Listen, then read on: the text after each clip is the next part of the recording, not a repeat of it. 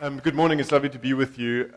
Predicting the future is a very, very risky business. As anybody who's had the temerity to actually write down their predictions knows very well. Who knew, for example, that Pravin Gordhan would be fired as Minister of Finance before it happened?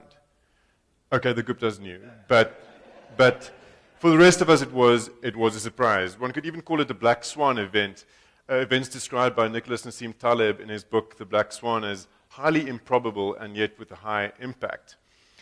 We're pretty bad at getting it right, except in retrospect. When we say we saw that coming, we knew it was going to happen.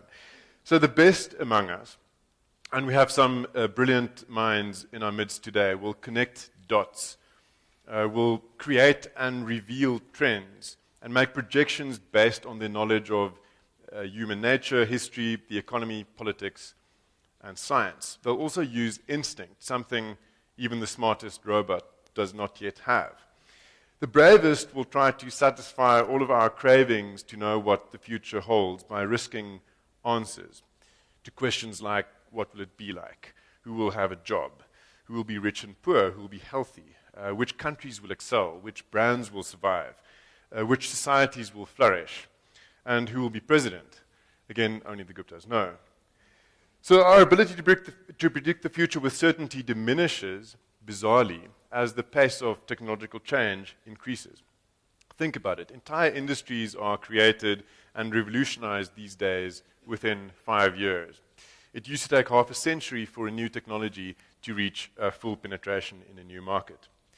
But I'm not here to make a speech, but to introduce you to what we hope will be a very thought-provoking morning, filled with nourishment for the body and brain. Only the hungry will survive as we go forward. So we'll look bravely into some aspects of what we think the future will bring. On the flight from Cape Town yesterday, where I live these days, I tried to piece together some of the things about the future about which I'm uncertain or about which I have questions. Now, either I'm a very timid and uncertain person, or the future is going to be really exciting and at times unnerving, because you could literally fill an alphabet with major questions. I'm going to start at the back with the zealots. How will those at the extremes of society use tech to get what they want? Think not only of ISIS, but of hackers. Think of Moldovan teens helping Trump's election machine. Think of Moscow. How will you and I relate in an era of biotech, of asocial media sometimes, of hologram video calls, pioneered just last week? What will the techies do with the Uber of X, as they call it, the Uber of everything, literally the ability of upstarts and startups to disrupt established industries with mobile technology?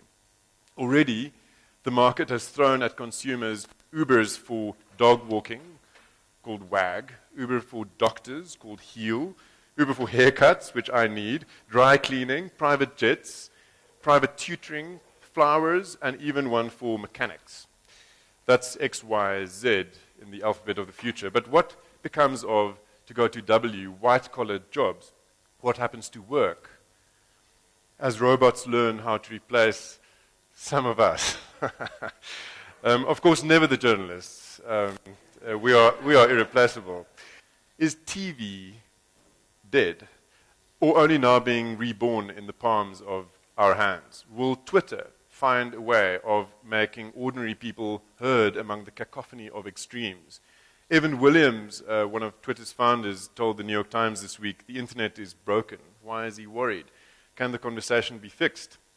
We'll simply have to try.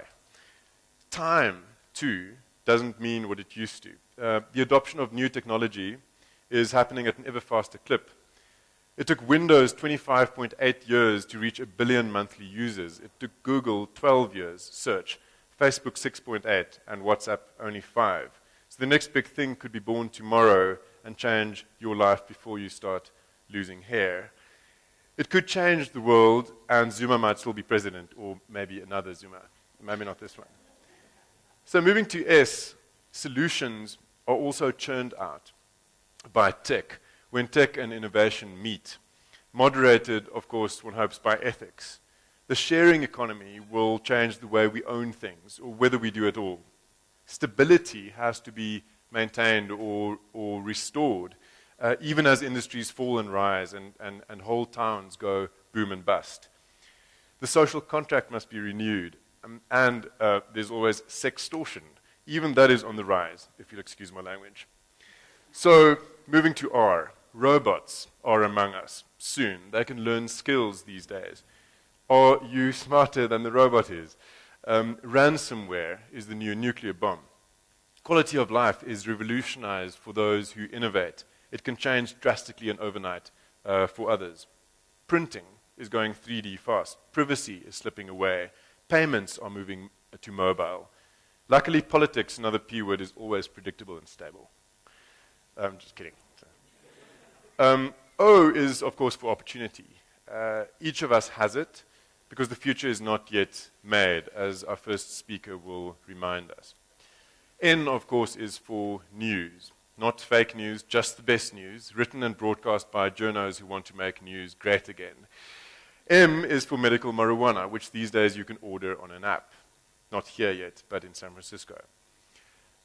It's also for the middle class, who stand to gain a lot from innovation, but are also threatened by some of the changes, even as their quality of life improves. I couldn't think of something to put under L. K is for knowledge. When will teaching move fully online? J is for jobs. We want them, or do we? I is for inequality and innovation. H for higher education. G is for Google Glass, which was a complete flop, even though it was predicted to be the next big thing. F is for Facebook and fake news and farming, each one revolutionized in our time. We should watch out also for echo chambers to get to E, talk to each other. We'll be watched over by drones. Who will fly them? Who will regulate them? Will we overreact to the threat? C is for cybersecurity and courier services. B for biotech. It will change more and more lives. And A, as we all know, is for advertising. How targeted will and can it become as we go forward? A is also for automation and AI, or artificial intelligence. What will the robots learn to do? We know for certain that they can't yet do what our first speaker can, speak intelligently about that which does not yet exist. So his name is Pieter Geldenhuys, Pieter, who has spoken in more than 20 countries about the future, predicting it, navigating it, and how to co-create the future. An extraordinary lecturer at Northwest University, but lives in Stellenbosch. The floor is yours. Pieter, welcome. Thank you.